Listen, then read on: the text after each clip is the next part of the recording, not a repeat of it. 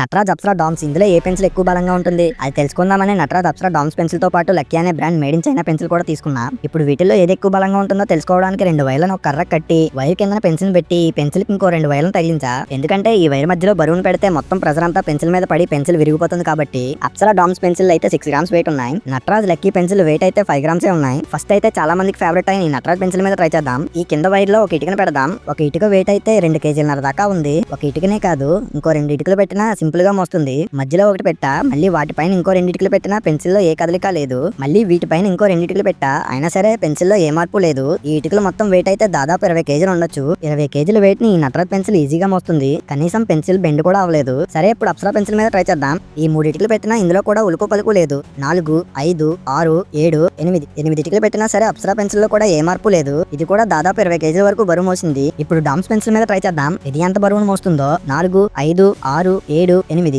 DOMS pencil కూడా 8 ఇటుకలను ఈజీగా మోస్తుంది. ఫైనల్లీ ఈ లక్కీ పెన్సిల్ ఇదైతే విరిగిపోతుంది అనుకుంటున్నా. ఎందుకంటే ఇది మేడ్ ఇన్ చైనా కాబట్టి. 1, 2, 3, 4 ఇటుకలు పెట్టినా ఏమీ కాలేదు. నటరాజ్ అప్సరా డామ్స్ పెన్సిల్ లాగే ఇది కూడా 20 కేజీలు మోస్తుందా?